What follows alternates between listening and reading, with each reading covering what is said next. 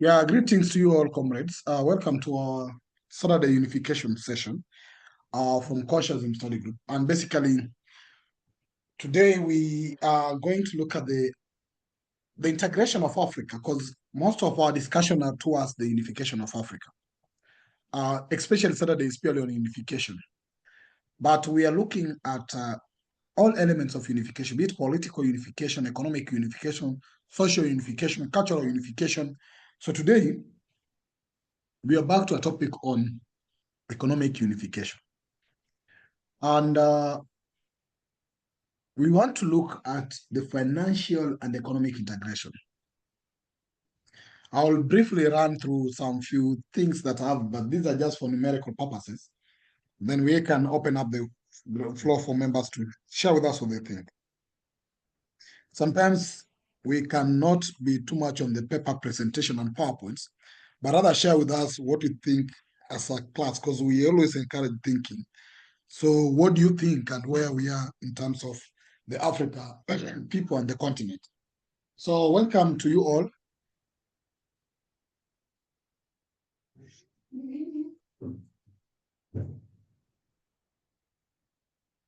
So let's look at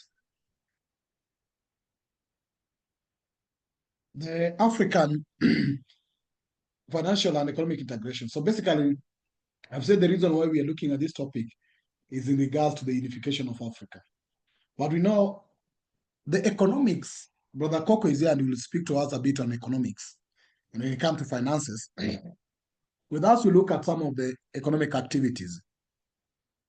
But generally, there are some efforts to make economics in terms of trade. Sometimes trade comes close to what they call economics, but also Brother Coco will tell us whether it's different from economics. And we see there's a lot of efforts to try to bring Africa into a unified trading bloc. I know I heard somewhere that I heard from the member of parliament of the PAP, Pan-African Parliament, that they are working on the common trade. So issues to do with the tariff barriers and the rest is something that's being worked on. But as per now, the integration of Africa is actually very important. And if we can integrate Africa financially or economically, we can be somehow better. Just in terms of figures, is that is about 4.0% or 4%, the projected GDP of Africa growth by 2025, which is Africa real GDP is projected to grow by 4%. That's of this year, and accelerating by 4.1 as we move like that. 3.7% is the overall economic growth by this year. And we have, of course, around 192.2 billion in terms of the trade within the intra-African trade. And that's also trying to increase a bit from the previous. So there's a lot of trade that's moving in terms of intra-African trade. And the rise is, like you see, is about in 2023 was a 3.2% increment. But we are looking forward to more increment in terms of the trade in Africa. So the 15 to 16% intercontinental trade figures stand in a stark contrast to the intra-regional trade in Europe. So if you look at how Europe trade with themselves, and that's why sometimes when you talk of economics, a bit of trade will be coming in. You see Europe is actually trading at around 67%, and Asia is around 60% internal. But that tells you that then the biggest trading partners within the African continent is not Africa themselves. For example, I know I have some figures from some point of authority that the biggest trading partner for Kenya is Uganda, which is very interesting because you see internally we are trading 15 to 16%. And of course, you can bring all issues. Like if you look at the EU, they have a common policy, but in the continent it's not the same. So Kenya, the biggest trading partner of Kenya is Uganda, but other countries, the biggest trading partners is outside of Africa. So that's a key challenge we are still having today. Of course, there's been digital finance and fintech that are emerging as bright spots. We have what you call the Pan-African Payment and Settlement System, PAPS. I don't know if any of you have come across that system, the Pan-African Payment System, PAPS. I've seen many countries have ratified. Kenya has also ratified that. it's facilitating trading without cash. So you don't have to exchange money to dollars so that you can trade, but you trade online. So you can use your currencies just to transact money virtually without needing the paper thing. And when I heard some of the leaders from pubs, they were saying that the moment we always trade by converting, for example, if Kenya want to trade with Zimbabwe, by converting our money from Kenya shillings to dollar, there's a lot that we give to the US and the dollar thing. And that's why they are very powerful. So if we can do away with the dollar so that we can trade with our currency in our system, then we are trying to actually reduce that power of control by the US, or they will be always playing on how they regulate the dollar. So POPs is a very important system that's coming in that I've come across, and it shows how we can do trade with this. There's also FTCA, which is now actually at around 92.3% in terms of implementation. But the big thing we are working on is the tariff line, which is with the rules of origin.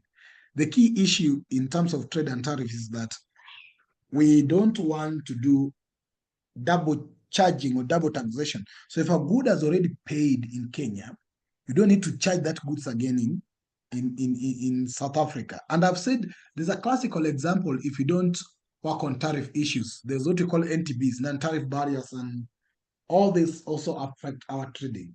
So these are some of the key issues. But you see, for example, in the East Africa region continues to demonstrate robust economic performance with stronger fixed investment growth compared to other regions. So countries like Kenya, Rwanda, Ethiopia are leading technology adoption. The East Africa Community has also made significant progress in implementing its common market protocols. And I'll tell you, for example, there's a time I was participating in the East African region, a committee called Technical Barriers to Trade. We have worked on almost common tariffs. In fact, we are moving to an element of doing what you call a common standardization of goods. So once a good has been certified with a standard body in Kenya, we don't subject it to the same certification in Tanzania. That reduces a lot. And I know there's a continental body to deal with good standards, which is called ARSO, Africa Regional Standard Office, which will ensure that all goods in the continent will only receive one mark of standard. So if a good is coming from Ghana, once it has a mark of certification by ARSO, that goods do not need to be subjected for other further standard criteria in any other country. In that way, it means it's a common or continental mark of quality. So those are a few things that are going on. Of course, the Central Africa is also making some notable progress, but narrowing its current deficit of 1.9 in GDP in 2024. West Africa economies led by Nigeria are also showing mixed results. ECOWAS has achieved notable success, customs unions, and free movement of protocol, though political instability is bringing an issue. If you look at the Southern African countries actually continue to maintain relatively advanced financial system, though growth has been hampered by energy challenges and external economic pressure. So SADC region has made progress in harmonizing trade policies and reducing the technical barriers to trade as well. So you see, there's a lot of other things that need to be looked at. The need for continental unification and integration. So we need actually to be liberated from external dependencies.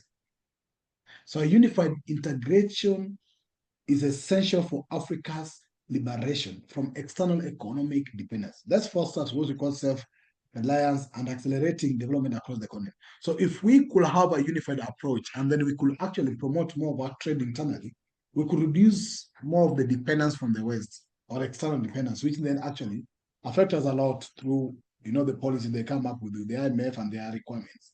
There's also, we need to address key needs, especially integration directly address key continental needs such as reducing poverty, creation of employment, and all these other things. You look at the trade we do with Europe, then it means that we employ so many Europeans than ourselves. There's also reduced vulnerability. So we have current low intra-African trade limits, which limits economic diversification. So leave the continent very vulnerable. And there's also commodity price fluctuation and global economic shocks. And lastly, we look at integration for the purposes of actually boosting Africa GDP. by any figure possible. So these are just few things on what we are trying to look at.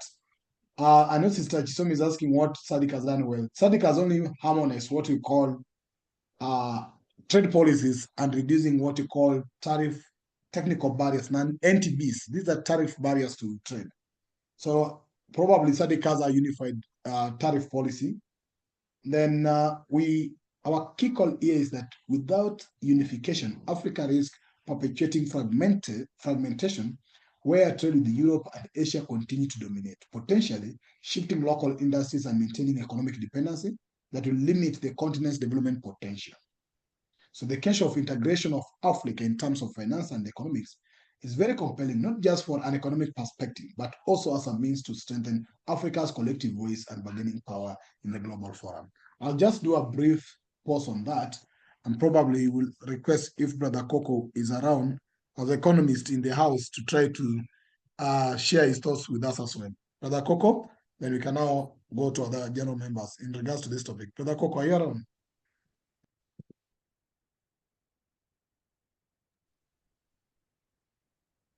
Brother Coco? Comrades, greetings. Greetings. You know, when an expert is in the room, wait, when an expert is in the room, all our opinions become subjective opinions. So they become subjective to your your verification. But we really request you a bit if you can share something in regards to the financial and economic integration of Africa from what you think. But yeah, go ahead. I don't know. You are giving me a big challenge, but a big win. Because I think what you're presenting, you are on the right track because you did do a research and come up with some interesting things. I guess what we should be doing next is to sort of estimate what the impact or the benefit we will derive from Africa coming together, Africa integrating. That is the crucial element, which will be a selling point to all of those people who are still not sold on integration within Africa. That is the first point I would like to raise. Then the second point that I would like to raise is that it's been mostly the driver of African unity. The need for Africa to unite has been done mostly on an economic point of view, which at times that is not the right way to do things, because then we ignore the political aspect and we also ignore the cultural aspect. All right, we also ignore the language. As long as we discuss this, but recognize that it's not the magic bullet for Africa's problems, then we will do well to recognize that there are other things which play a crucial role in all of this. So let me discuss a couple of terms which you have already mentioned. You talked about barriers. So those are barriers to trade. And yes, trade is a huge component of economies, of economy. Okay. Now let's simplify it and understand what economics is about. Economics is a science. It's a science which deals with how the economies work. So if we are interested to understand how our economy can do well, we will employ lots of economists and ask them to run models, ask them to come up with ideas and policies that we are then going to use to drive the growth in our economy. And when we talk about growth in the economy, unfortunately, that is a very limited way of seeing things. We have to realize that that is mostly premised on what is called GDP, that is gross domestic product. And that gross domestic product is what the country produces within a given year, within 1 year, that one country, how much has it produced? So that should tell you that we have to be able to measure that. We have to be able to include everyone in that production. And we know that majority of our people are not even in the African continent. And so for some countries like Lesotho, where we used to have lots of migrant labor, it meant lots of our people were working in South Africa. And when you look at South Africans' GDP, it will be including what the Lesotho had contributed to. So there is another element called gross national product. So that GNP is the element that includes the nationals who are working outside the country. But there are controversies with regards to this measure because it excludes people like who are not paid for and are not taxed, for instance, the informal sector. If what you're doing, Brother Pigbin, when you cut the hair, you're not paying any tax, the government doesn't know about what you do, then it's not being measured. It's not being measured.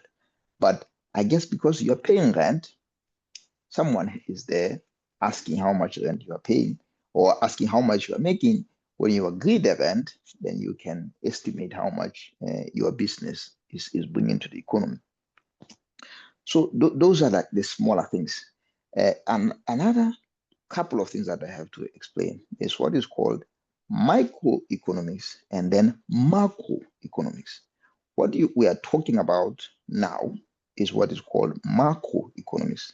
So this is looking at the broader performance of the economy. So looking at the inflation, looking at the production across the whole country, and looking at the exchange rates, looking at the foreign exchange, which our people are bringing. Then there's something called microeconomy. So that micro is about the smaller businesses like yours, Pigbin, the industries. It's a question of, as Africans, have we really zoned in properly to look at the industries that can drive growth in Africa?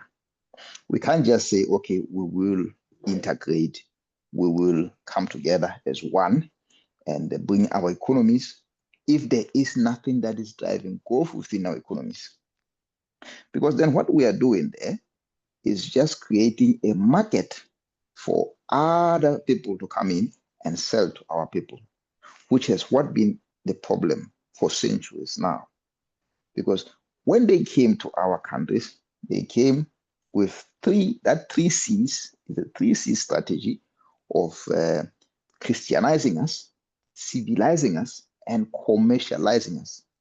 So that commercialization aspect continues up to today because we continue to produce the raw materials, and those raw materials get sold outside Africa. And then those guys there, they go there, they process them, and then sell them back to us at a higher price.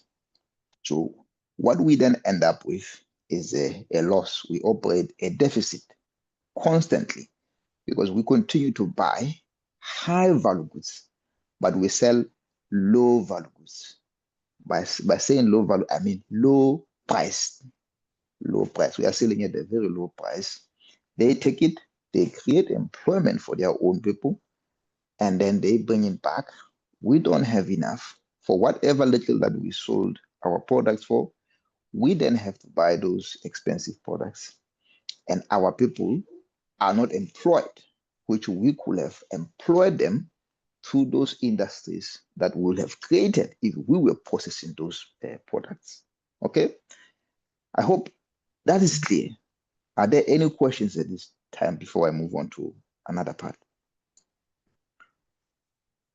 So having said that, this is also a criticism on the AFCTA. That AFCTA should not just be looking at integrating Africa while not looking at the lower level, at the grassroots. What are the people doing? So we are looking at those 4 factors of the production. There are 4 factors that they call usually when I was to do economics anyway. We had the land, we had the Brother capital. Gogo, Yes, brother, go ahead. question. Go ahead. When are you going to offer a course on economics for beginner Pan-Africanists? Yeah, that's a good question. Brother Pigden, that's for you Tailor-made to arrange. Tailor-made Yeah. specifically for the attainment of liberation, unification, and the development of Africa, just to try and put us in that path and direction that these are the feelers, the indicators, the benchmarks that will speed up the economic integration of the continent. Brother Coco, I know, Brother Windhoek, what you are asking. Thank you. I think, Brother Coco, you and Brother Kwame had promised us something on economics. And we were discussing it's almost a year now, that there was a need to be a session on economics. Just that the last time we had this conversation, we ended up by saying we were to look on the specific date. But we realized that the philosophy was being covered on Thursday, the unification, which was more of political, was being covered on Saturday, and there was a need for economics. But I think when Brother Kwame was working on the annual schedule of this year on unification, he decided to integrate economic programs into our Saturday programs. So purely before, we were discussing purely on politics on Saturday, the political unification. But Brother Kwame changed the schedule to integrate economics in our Saturday. So that's why you'll realize we've been discussing energy, we've been discussing currency, we've been discussing now this. So Brother Kwame brought economics under the unification of Saturdays so that we could go with them together. But that conversation was somewhere back, and I think Brother Kogo can remember that. Brother Kogo, back to you. No, thank you. But it's a good challenge, Sir Windhoek. And I think we need to revisit that with a view of rolling out something that works for us, because it hasn't, and we need to. I will have a chat with Pigbin, and then we'll see what we can do. We'll probably need to have several sessions that we go through this. Yeah, I will have to sort of dust off all of my economics 101 that I did and try to break it down so we understand what it is that we are talking about. So going back to the integration, for my undergraduate degree, I did a dissertation on whether economic integration was possible for African countries, especially Southern African countries. So that was based on more on the monetary union. So again, there's what you call monetary. By monetary, we're talking about the banking sector. We're talking about the central banks, the interest rates, and everything that has to be dealt with from the central banking point of view. So that is a monetary union. But then there's something else called the fiscal union. That fiscal union is driven largely by the Ministry of Finance and the Ministry of Development Planning. Those ministries is more of how much government spending can we use in any given year to achieve the objectives that we want to achieve. Then that will also determine how much money we can collect through taxes and through customs. What we collect at the border gates, for instance, or at the points of entry. So there are those two other arms of economic policy which is the monetary policy and the fiscal policy. So when you talked about financial integration, you have to realize that that falls squarely within the central banks. And then the other economic, it can be driven from the Ministry of Finance or any other institution which the Ministry of Finance would have given the go-ahead or the mandate to drive that economic policy. So where I worked before, if within Southern Africa, we had what was called the Southern African Development Corporation Community, Southern African Development Community. You all know about that. It's also a political, it's a regional body which is trying to bring together the Southern African countries, Namibia included, South Africa, Lesotho, Botswana. There are 14 of them, including the DRC. And within that sitting, we already had a national payment system that was simplified. And I'm happy to hear that there is a Pan-African one, which has already been developed and is for most of the countries now to accede to it. And the national payment system is important because, again, it's how the money moves. There is a movement of the goods and the services, but there is also the movement of the money. And Brother Pigbin has rightly pointed out that the dollar has been used as the key instruments of payments in most of our trades. And it should not be like that. We need to move away from depending to the outside body to facilitate trade within us. So it's one of the issues which we have been facing as Africans. But it's moving there. The Southern Africans had moved to a point where you could actually clear money quickly, depending on how much money it is we are talking about. Because there is a matter of trust when it comes to financial transactions. But that all of those things are things which we have to consider. We have to look at when you look at the integration. So for our own Southern African development, I think they were basing a lot about on what happened to the European Union when they brought European Union together. It was mostly from the economic point of view as well. But let's not forget, they had suffered the war. They knew the hardship of war. They started as a common market within the European Union and then expanded to be what we call the European Union today.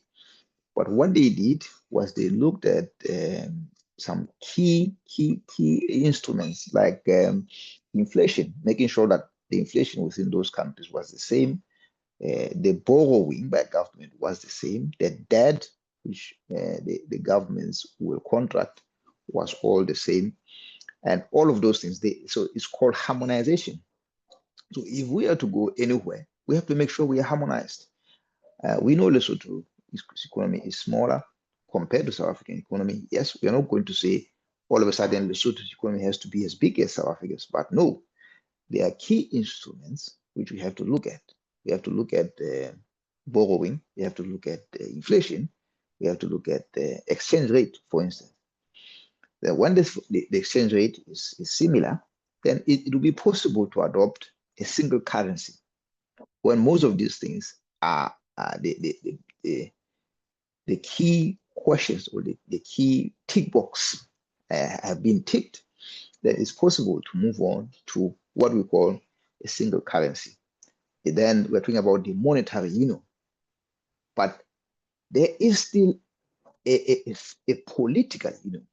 The Africans had that opportunity in 1963 to choose to go for a political union. Because if they had chosen a political union, then it would have been easy for monetary union to follow. But what they are doing now is more of trying to use monetary union to put monetary union ahead of political union, or should I say economic integration ahead of a political union, because they don't want to let go of what they have. we are sort of being ruled by these different fiefdoms where most of the politicians are making money, are deriving a lot of rent from just being in position of power. Hence, they don't want to let go. And we need to avoid from that. So the biggest barrier, from what I can see, for your question, Sir Wentworth, is that two, we are still exporting lots of raw materials. The worst thing is that most of those raw materials, or some of those, we can source them from African countries, but we are not doing that. We will move from Africa and go import from Europe because of colonial ties that we have. We'll go and buy sugar from Britain, even though Mauritius now produces sugar. All right. And Morocco produces phosphate. That phosphate goes then into producing fertilizer. But Morocco is not producing that fertilizer, or it's not creating a big plant big enough to produce the fertilizer which the Africans need. Nigeria, South Africa, they produce cement. But you find that some of the countries are still going abroad and importing cement from China, from other countries, or from Turkey. And the worst case are the manufactured products such as clothes, which are coming from China, coming from Turkey. And again, we know the case of Lesotho, where Lesotho is producing the same products, but is selling them to America under AGOA. And what that is doing is that America is using Lesotho now as a neo-colony, because they can tell them, you are exporting too much to us. We need you also to import some of our products. If not, then do something. You might have seen what happened when they raised the tariffs to 50%. It forced Lesotho to grant a license to Elon Musk's Starlink at the time, because Lesotho didn't have as much political influence at the time on Trump's government, and they had to end up giving some way. So it means Lesotho's policies are being influenced by what America is doing, just because America is their biggest client. But if Lesotho was able to export to all the other countries in Africa, it would be easier. And Benin, I think Ivory Coast and other countries are producing cotton. That cotton can then be used in Lesotho's plants to produce cloth, which I think, if I'm not wrong, we are still importing lots of that from different countries instead of importing them from Africa. So this is where the integration comes in. The minute we start importing from African countries, we are creating jobs for the African youth. They don't have to go to Europe. They don't have to go to America. But because there's such high unemployment in Africa, we end up with the youth having to go to the Middle East, where they are treated badly. They have to go to Europe, where it's even hard to get to Europe. They have to cross the Mediterranean. You know, the boats. We are having issues now here in England. They are complaining about the migrants, the illegal migrants. It's part of that, because our economy is not absorbing all of our children when they graduate. We have the graduates, but those graduates don't get the jobs. But again, the biggest problem is here. What kind of an education policy do we have to support the economic direction that we want? We don't really have something like that, because we are not producing enough entrepreneurs. So entrepreneurship is one of the tools, the critical tools or ingredients in any economic policy, because it's through those people that you get lots of ideas coming on board and coming up with what is it that can be done in any country to create jobs. Most of the people we are producing, they want to be employed. They expect to be employed. And we need to be moving away from that. And again, now we are in the age of AI, and we are going to struggle if we don't know how to manage that. We need to be managing that. We need to be having a stake in that. And we don't have a stake. The biggest players are Amazon out there, Alibaba out there, eBay out there. So when it comes to cloud capitalism, we don't even have a share. Okay. So the last element before I go, because hey, the brother Pickman, you caught me off guard, I would say, is the ideology, the economic ideology that we adopt. Dr. Nkrumah wanted scientific socialism for the biggest reason that we have a lot of people who are unemployed as we speak. If we adopt capitalism, like all the countries have adopted capitalism, it means we are leaving out a lot of people unemployed. Apart from that, there's just that simple problem of equity, of fairness, which we are seeing in South Africa. There are those who are ultra rich, and then there are those who don't have anything, nothing. And that's not fair in the country where you argue that everyone is entitled to the resources in that country. So economists, they always want the market to control everything. But the fact is, the people, they call the shots. They should be calling the shots. Because when you talk about labor within those factors of production, labor is important, but it's not getting the fair deal. It's not getting the fair share of the production. Most of whatever comes out of production ends up with the capitalists. It ends up with those who have invested the money. But what happens to labor? Nothing.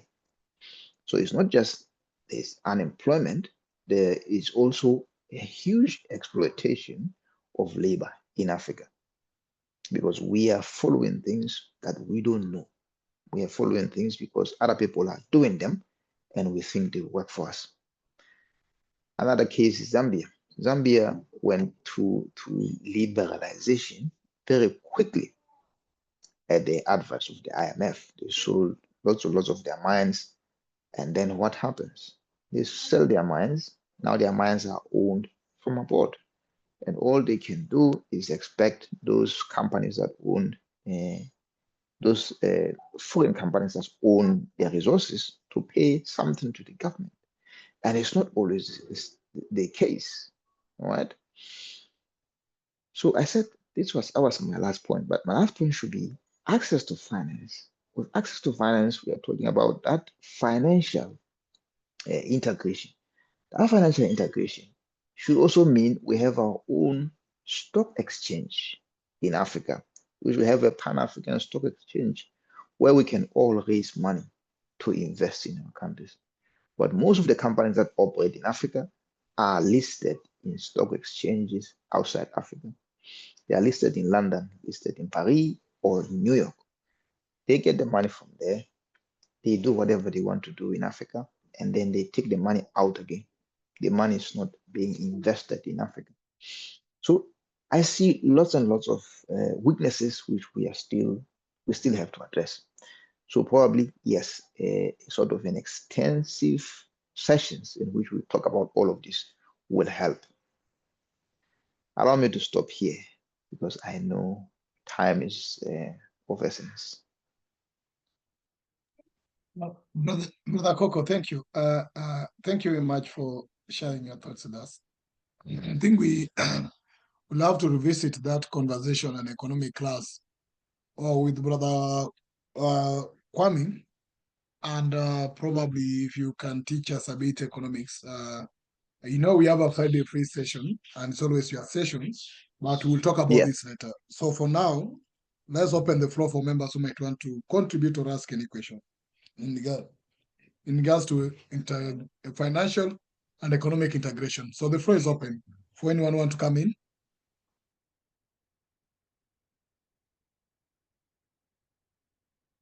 So before anyone can come in, let me just simplify it in short, to go to what Sankara was trying to do, as well as what Marcus Garvey was trying to do, and what we were trying to do about a pigment, but we haven't been able to do it for a while, which were Which one? the cooperatives. The Which cooperatives, one?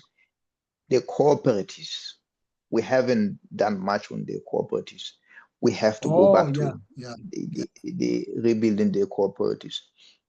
Through the cooperatives, we are able to raise money amongst ourselves. And then the money that we raise and we invest in our own projects. And then it moves from there.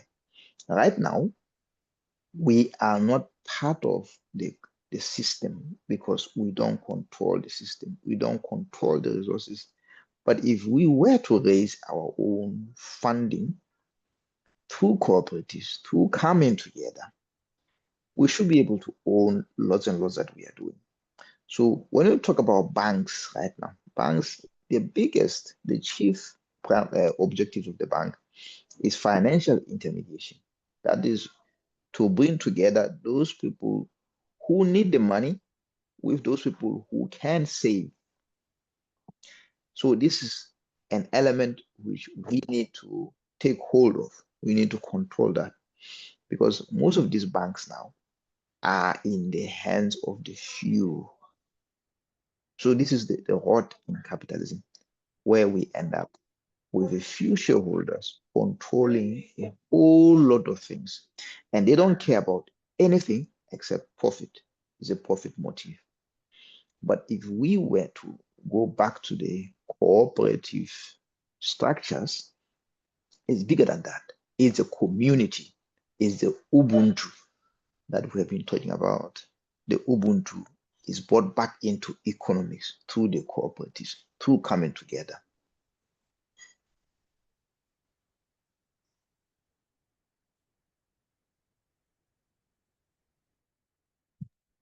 Brother Coco? Yes, but I'm done.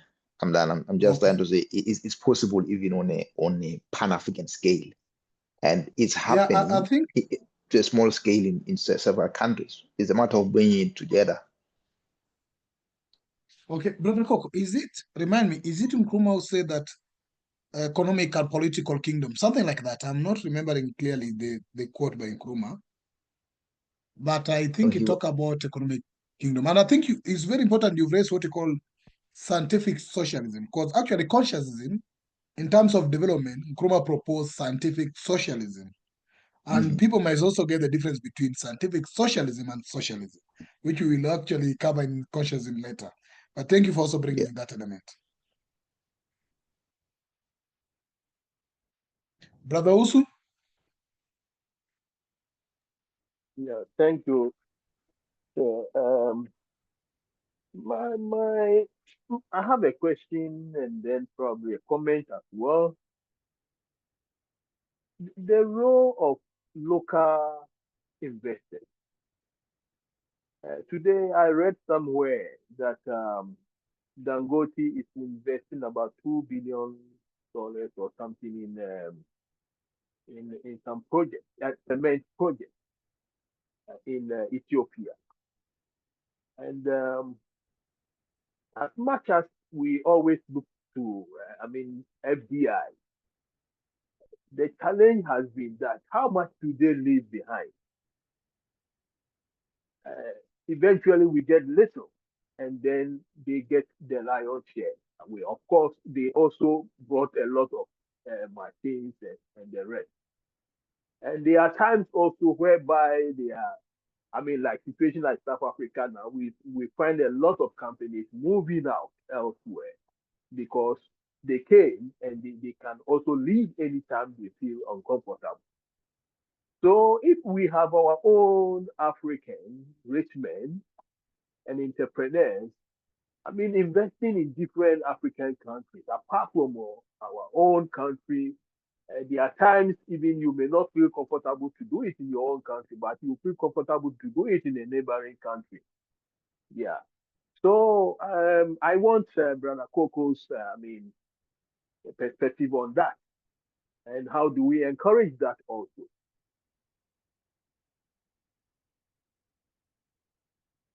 I'm done.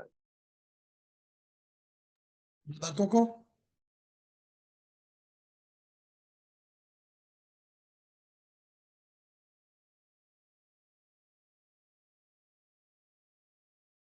Brother Coco?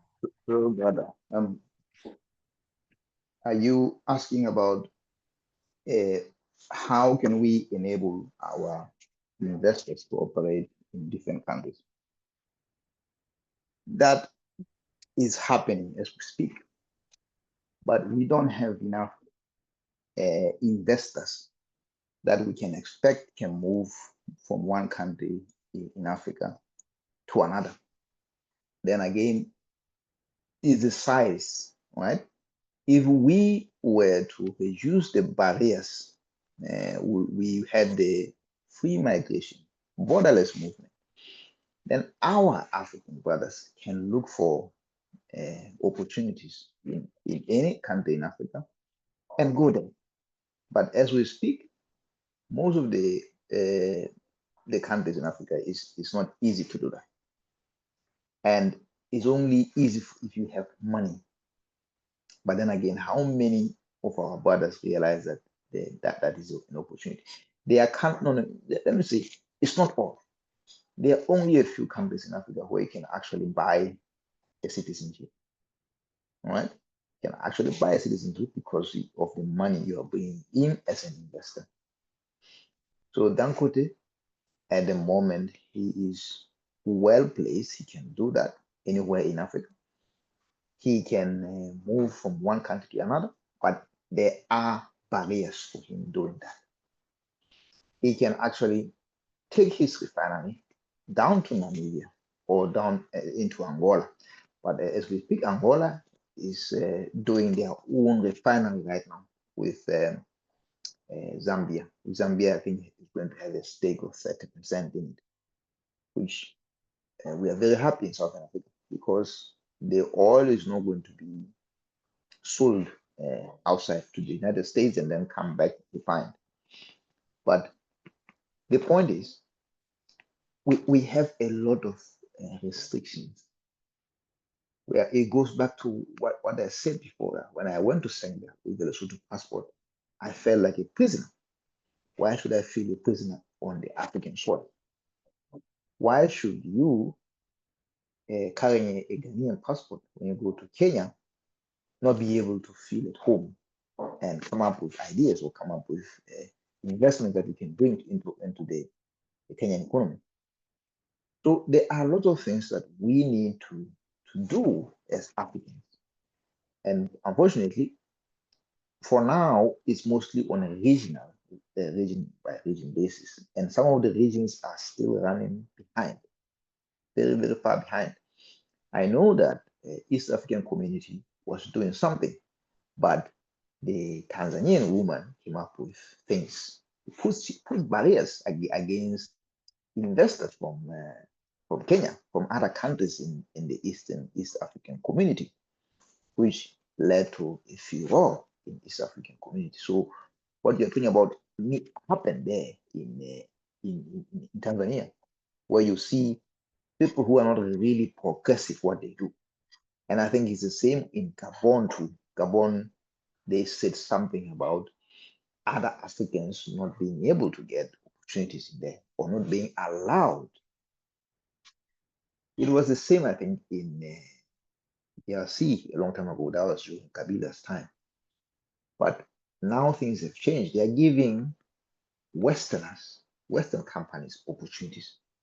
So what we as Africans, if we were to build our cooperatives, we should be able to raise enough funds and be able to invest across different countries in Africa.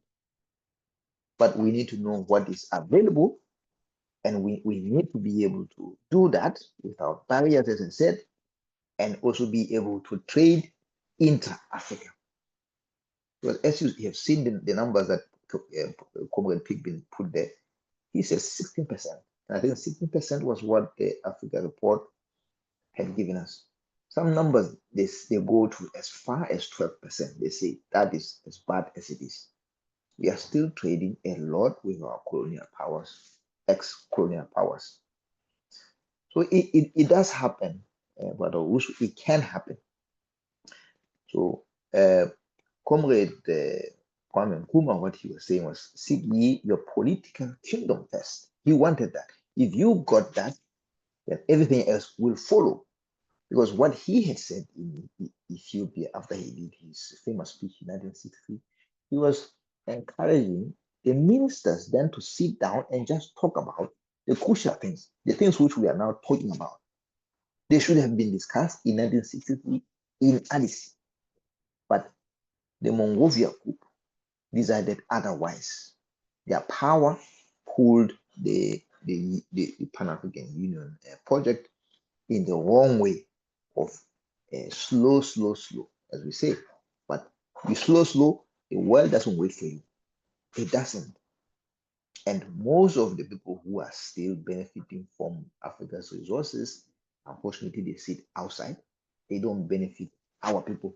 It only benefits those people who have the money and those economies in which our resources are being processed.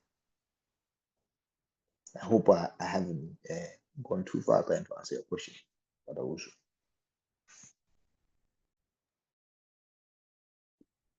Yes, Brother Osu. And then Yeah. anybody who want to come in to please let your hand be up so that Today, I'll give you I opportunity. think today or yesterday, in the news here, there was one of our economists who is pushing that now, given the rate at which some industries are going to go down, South Africa should begin to negotiate other African countries in terms of improving trade relations. But as I listen, it is at this stage also that we are having this, xenophobia problem. And I know that it becomes a concern when you want to go and tell people that let us now work together. But then you have your home issues also. Because when you talk of trade, I mean, you are talking in a situation whereby your borders and all these things, I mean, should be, you minimize a lot of things. Because trade is not the government out there to do something. It is citizens and people that actually move and make trading work and becomes possible. So it's something that I feel like, why now? And should we wait for, I mean, to come under sanctions before we do the right thing? I mean, it's something that is common in Africa, as if we cannot see what is right and do it at the given time, but we wait until a pressure comes, and then we have to go on our knees begging. And it truly, at the moment, I think the opportunity for South Africa is to look out there on the continent and then begin to, I mean, it's there, but then they need to work, take the formalities, putting into consideration also, I mean, Africa free trade, I mean, policy and all those things.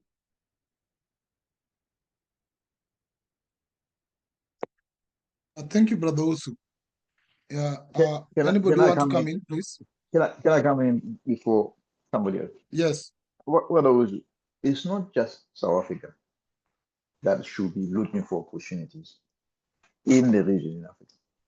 We Pan-Africans, we should be doing something like that. Okay? African Continental Unity Party is doing a different model, but their model is just focusing on politics, is focusing on representation or governance. But we need to rethink economics. It's not just South Africa or companies in South Africa that can do that. We ourselves, if we sit down together and decide, we can raise funds and look for fast-growing industries which we think can help drive growth across the whole continent or in certain sectors or certain regions and target them. We need to start thinking like that. We need to sort of be now solutions focused. And we're not going to just wait for some companies from South Africa. For instance, Congo has lots and lots of land that is not being exploited properly. Why are we importing wheat from Ukraine or from Russia? You rightly said, you talked about sanctions. But the war also in Ukraine opened our eyes that we do have some countries in Africa with rich, fertile soil. And one of them is Uganda. Uganda has a tropical climate which produces lots and lots of products. The same with Ghana, you can argue. And Sierra Leone, my other country, we are not really utilizing it because we are probably thinking too, how do I say, we fail to think smaller. We need to think smaller to be able to act bigger. So smaller is what is it that we can produce in country X and which is needed in country Y if they don't have the resources in that country, and do that ourselves. Then maybe somehow we can bring down the borders. That way, we need to start thinking, how can we come up with a strategy that's focused on economic advancement of the Africans? Also rethinking capitalism, come back to the people owning everything that they are producing. Thank you. Yeah. Coco. No, I want, okay, brothers, go ahead, and then I'll open the for other members also to come in. Go ahead, brothers. Let me just end with this one. You see, the trade aspect, why I mentioned South Africa. In fact, South Africa is the country where citizens actually are not engaged in this kind of buy and sell, whereby even you consider going out. You know, from Lesotho, a lot of Lesotho women, men come to South Africa, buy, go and sell, and all those things. So I look at it in a different way that already on the ground, at the grassroots, these things are going there. In Zimbabwe, Zimbabwean women they come to South Africa, go to Namibia, some even go as far as Angola, Zambia, Mozambique, either to buy and bring and sell or to buy something from the outside and go and sell. You see, so all these things it brings activity. It makes people find something to do. And you look at it, you find that the huge number of unemployment in South Africa is because people are just jobs. But the real economic context is buy and sell. And that is what even some of these immigrants are doing, which also becomes an issue, you see. So the space has been there. And I've been talking to a lot of people all the time that, look, anything you take from South Africa and you cross the border, it has a big price. I mean, the market is there for made in South Africa. But why we don't take advantage? Here I'm talking to we in South Africa. But then around and within Africa, I mean, we have markets which I've documented a book which I also maybe I'm about to edit and then see how to get it published. But I'm looking at these African markets in countries which in 2008, when we had this global crunch, in fact, it is these traditional markets which saved Africa from also crashing. But then we overlook these markets in a way because we call them informal. But the informal markets are so great and they are assets in themselves that they have a lot of function. And this is what in South Africa, we don't have this kind of activities here. And I think it needs to be considered. I remember Ramaphosa 2 years ago promising that he's going to start this type of market for local people in certain places. But I don't think it has happened. Okay, let's talk more comments or more reaction before we come back to Brother Coco. Anybody else want to go?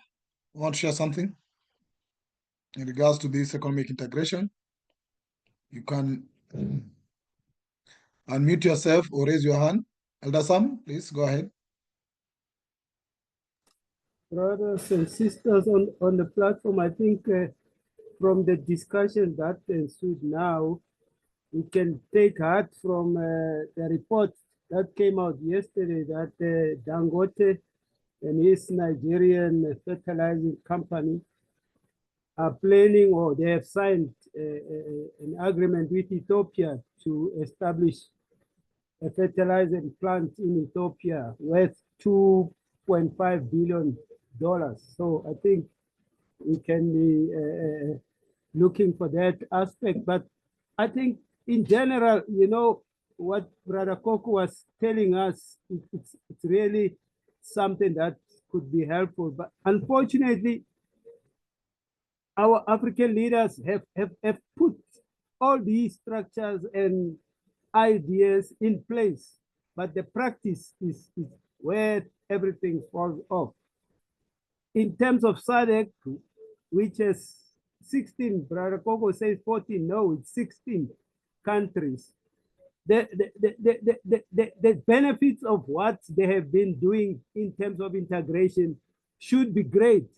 Unfortunately, even here in South Africa, where everybody thinks everything is right and going well, it's not the same. The growth, economic growth in South Africa for the past 10 years has not gone beyond 1%. It's always 0, something. This past 2 years, it's 0.6 and 0.7. And the fact that we still say in South Africa, we are the most unequal society where the poor of the poorest are the African majority, tells us that something is not correct. We have these principles at the AU level, but implementation is not commensurate with what they have put in place. The SADC countries, even after 94, when South Africa, which was the focus to say South Africa must be liberated, from that time to today, they should have been focusing on real integration, but we still don't have that much integration. The countries traveling between, goods traveling between the two countries is still a big issue. We can see most here in South Africa, trucks that are traveling between Zimbabwe and South Africa on the Bridge border. Sometimes they spend weeks, 2 months in a queue. So even the equipment to clear these processes to make this integration work are not in place.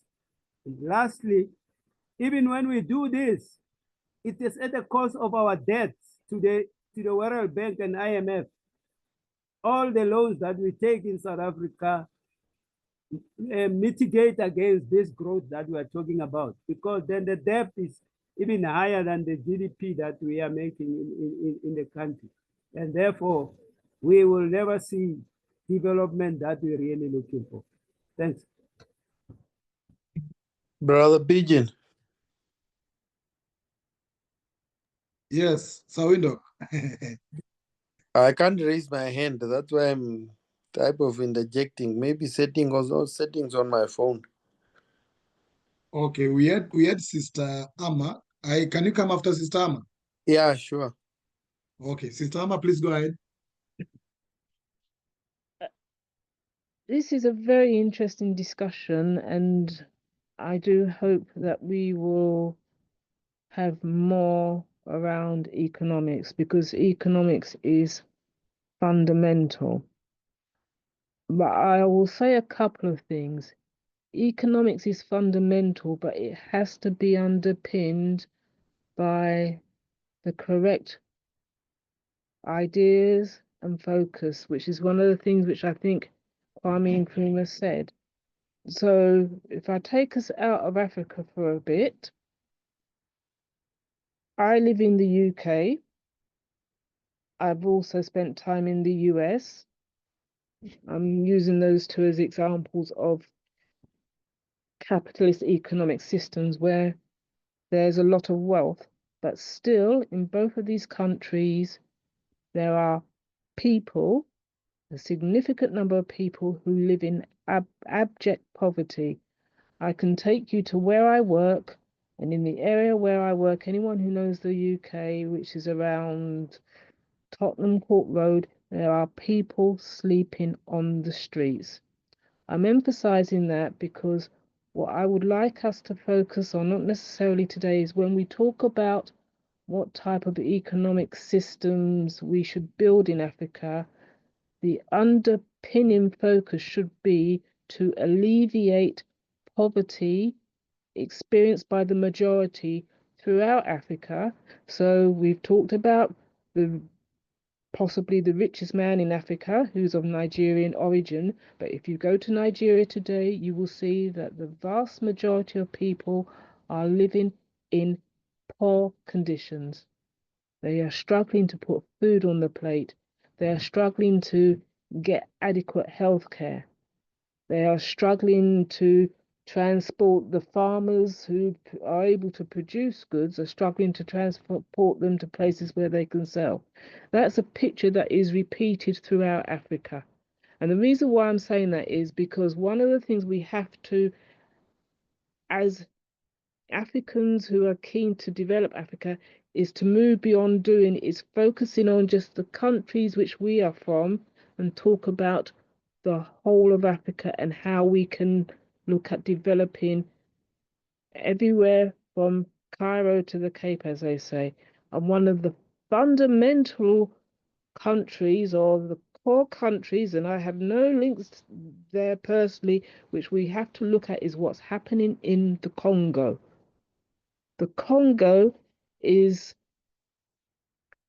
not the only place, but the basin of extraction of raw material wealth, which props up the capitalist economies of the West. And somebody sent me a video earlier today of a child who looked younger than 5 in the Congo working in the mines. So these are the realities that we have to think about. And it's not easy, and it's not easy to address. But it's a good discussion, it's a worthwhile discussion, it's an important discussion, it's a discussion we should be encouraging and having with and inviting those of our people who are trying to build progressive movements, progressive political movements, like for instance, somebody mentioned the AUCP, African Continental Unity Party. Well, if we feel they're just talking politics, let's invite them into the room when we are going to talk about economics, because economics is fundamental. It's absolutely core, but we are not looking at the type of economics which is going to mirror the systems in the West, because if we are, we're actually not talking about alleviating the poor conditions suffered by the majority of people, whether it be in South Africa, Somalia, Sierra Leone. Because in all of those countries and the rest, the majority of ordinary Africans are suffering. They cannot they cannot switch on a light, or sometimes they can, sometimes they can't. They cannot get clean drinking water. They cannot take their children to school. They cannot get healthcare. And as I say, fill a plate full. And I'm putting it in those terms so that we don't lose sight, because one of the things, if we're talking about South Africa, what the South Africans who led the charge for power, the ANC did, is, as far as I'm concerned, is they sold the majority of the people out. Now, what the majority of the people who have been sold out have, and it's a very big propaganda war which is going on, have been misled into thinking is that their conditions are due to Africans coming in from other parts of Africa to work in South Africa. That's not the case. The case is you have somebody who is or was an ex-trade unionist who's basically decided that he's going to fill his own pockets, get the benefits, and not share them with the rest of the people. I'm not naming the name, but you can work out who I'm talking to. And those who were in leadership before him did the same thing, because fundamentally they have not addressed changing the way the economics works in South Africa, and as somebody said earlier on, what underpins the economy and economics are two things: how the land is used and distributed, and what happens to and how people are compensated for their labor.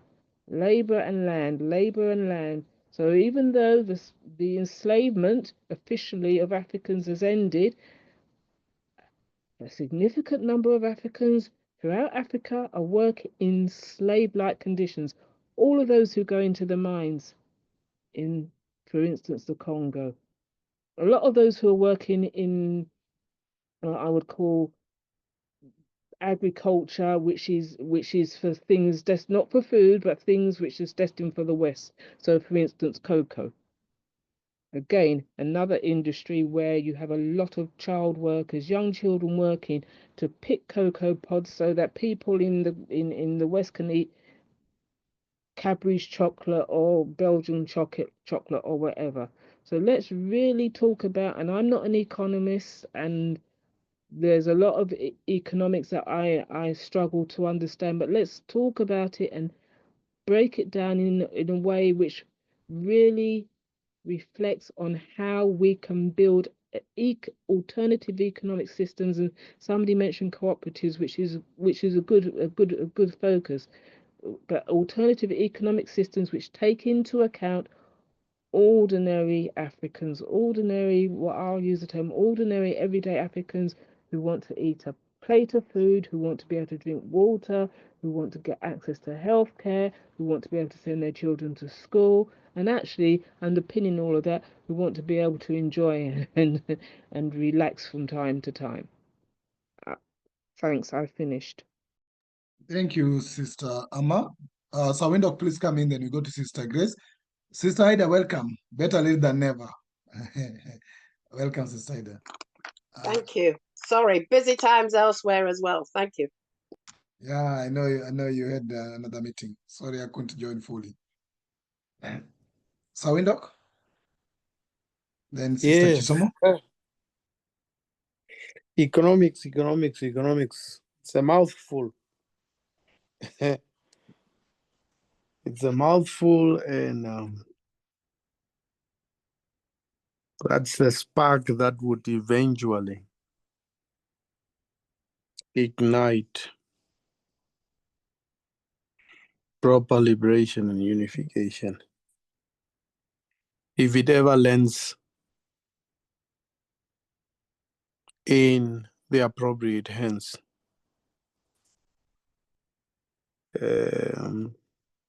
The African hands, the hands of the African leaders, are not the right ones to receive these concepts because they don't understand it. That's why for African leaders, they must go through proper orientation,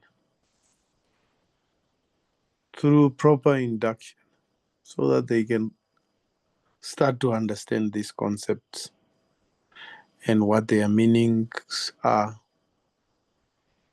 and how they would eventually... Maybe we are saying African leaders are delaying the unification, but maybe it's because they don't understand some of these concepts, like myself. So what do we stand to do to bring these concepts home to the doorsteps of our leaders? Seriously, like in many cases, it's just popularity. People go through a certain voting process that we call the pot. 500 people vote for you, you become the candidate for that party. The country votes for you, and then you become the leader. You become the leader of what? That is our problem. Maybe if we could say, from these 5 leaders, we know they understand, so therefore they stand to be voted. But we just go, sometimes it's just a good singer, This guy sings nice party songs, he becomes popular, and then he becomes the president of an African colonial state. And then we rely on them to speed up unification. How so? I submit.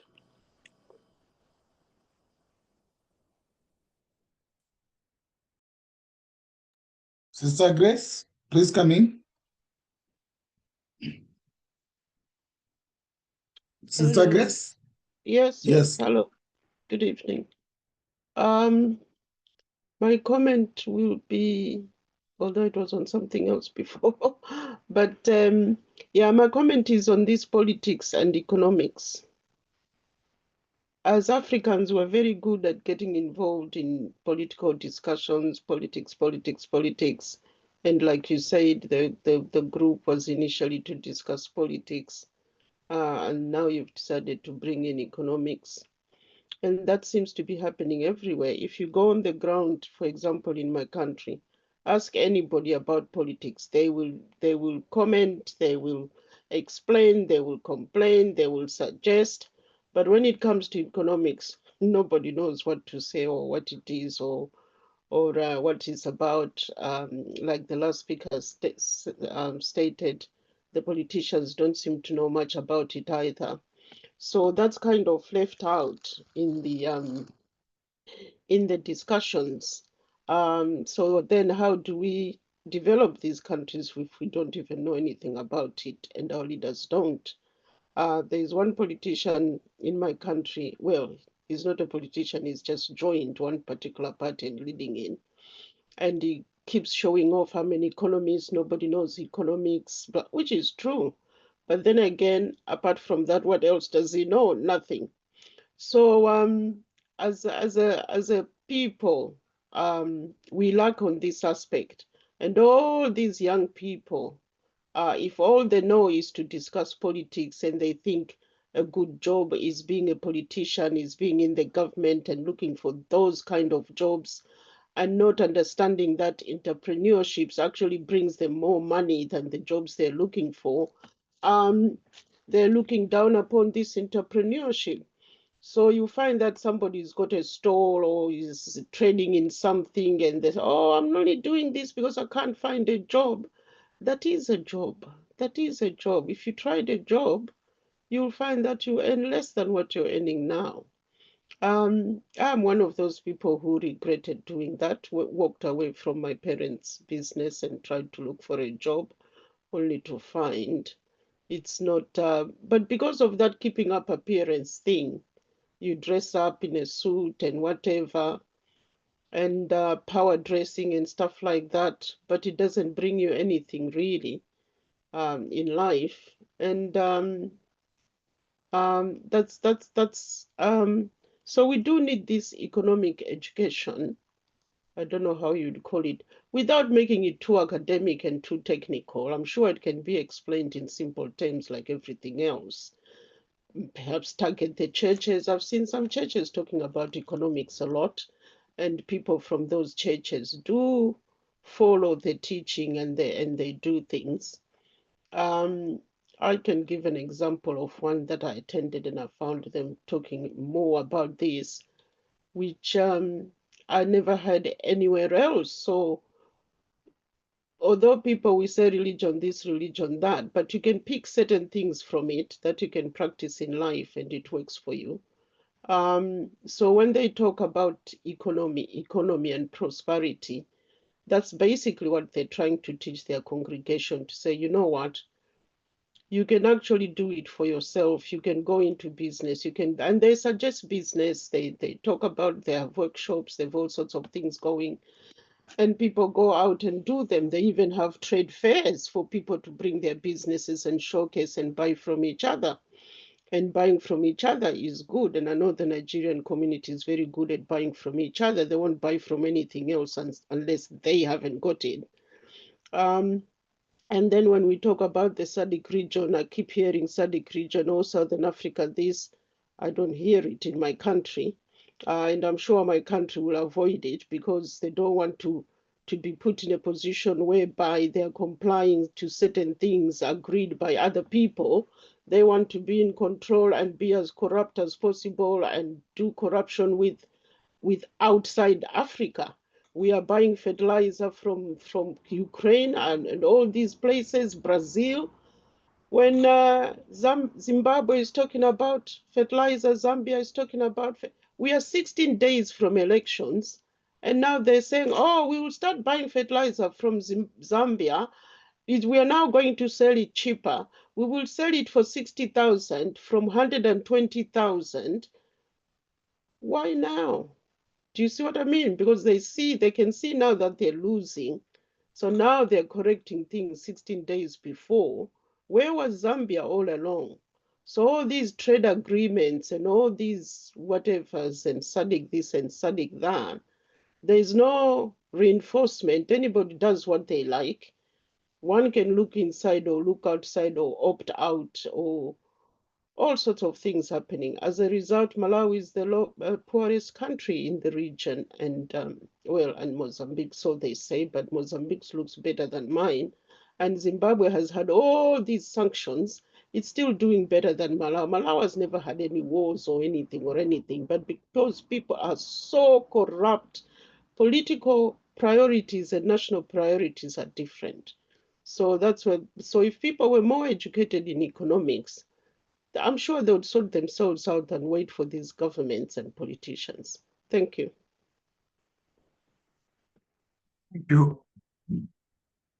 We are 2 minutes to the end of our session, and yes, but those who maybe I'll allow you 1 minute, and maybe another minute to anybody want to come in. Sister Mo, a question to you. You say, look, I have mapped globally places that you have this Western Arab state very strong in Africa or where it's been colonized. Normally, poverty is very high. And Malawi, what you find in Malawi is that school, everything, even the university, everything is either church or Islam. And I don't know how that contributes to sort of that economic, even though you said some pastors are trying to correct, but then how long would it take? You see, look across, even Africa, much of our down is not only political, but it is also, I mean, religiously ideological, especially whereby unconsciously we are hoping for a heaven when we need to be working here. You see, these things, they have effect on the way people, how their activities actually go. You see, because at the point you need the money, but then you get the money you give to God. You see, and you find that churches in these areas are damn rich, but the people are very poor. So, well, I leave that to you. But I've decided I want to make a study there, especially to look at those who are indigenous and then those who are here in converted for generations and generations. But even it's not generations, because like Islam was just 2000 that Gaddafi passed there, he left some money.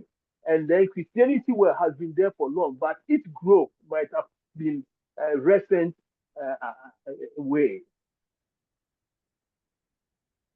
Thank you. Thank you very much. And I think we've done enough talking. We need to bring it into action, like people have been talking about all these solutions we can do. We have talked enough.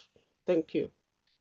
Yeah, thank you. I think I do agree with the majority of you is that Brother Coco was working on something called cooperatives. And the cooperative element was how can we put our resources together in cooperatives, or so-called SACCOs in Kenya. In that case, in other countries, I don't know what they're called, to start putting our efforts and our money into economic activities in the continent. Sometimes back, I proposed that majority of the Pan-African organizations do not have economic activities, and therefore, because they don't have economic source, they are not able to sustain their activities. So there's a need for, as much as you're political, to think about how do you move economic as well, so that we can sustain the political struggle. because political struggles sometimes only pay when you become a politician in office. A majority of them will end up looting money from various citizens. But if organizations do not go in economic way at that small level, then you cannot start investing and spearheading and spreading and even doing more impact. So you find that we run most of Pan-African organization in a way that is not sustainable at all.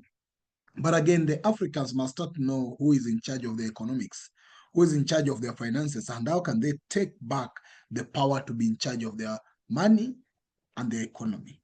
Because we realize most of the economies in the continent run through debts. Debts for IMF, debts from Parish Club, debt from China, debt from whatever. So basically, the biggest scam today, like in Kenya, is stealing the so-called loans. So Kenya today is having what you call odious debt, money that we cannot account of who was given, how was it used, and the requests that we repay and is in records.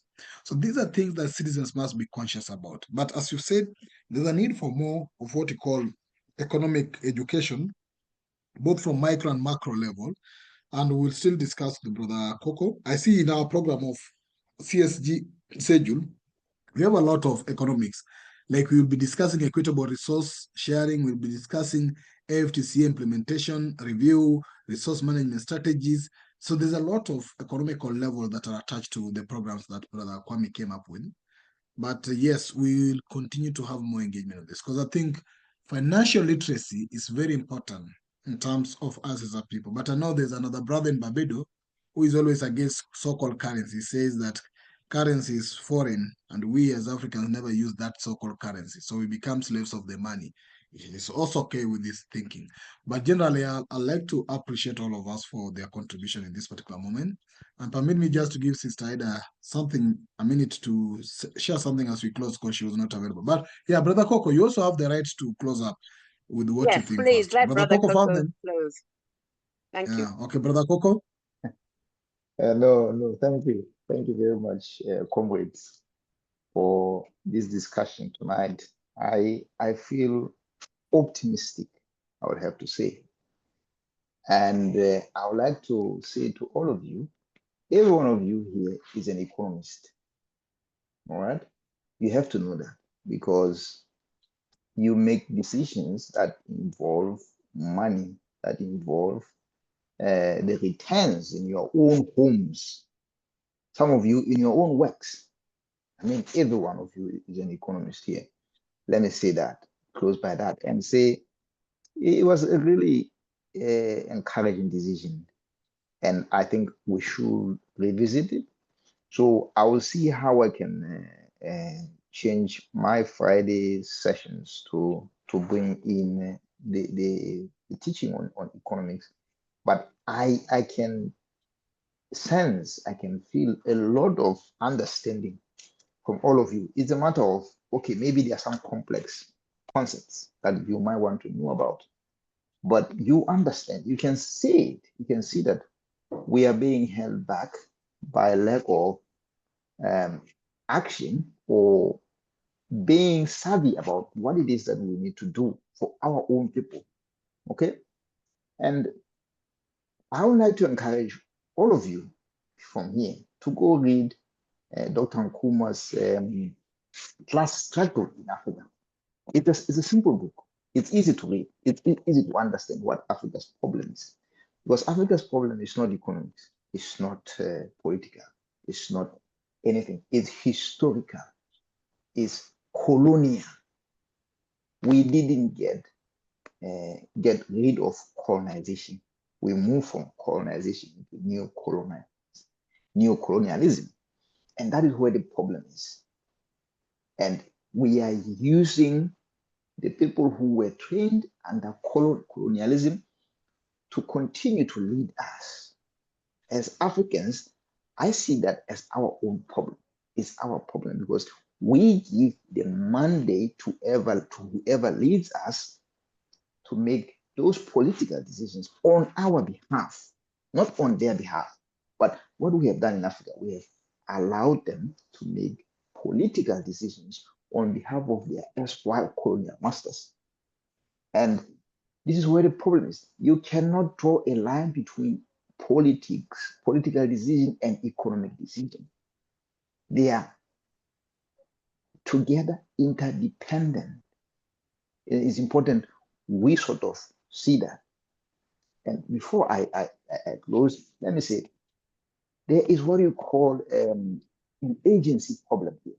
Okay, we as the principals, we have our agents who are the government. The government use our resources on our behalf, or they decide how those resources are allocated. Okay, but we sort of think those resources belong to them. They don't belong to them. They belong to us as the people.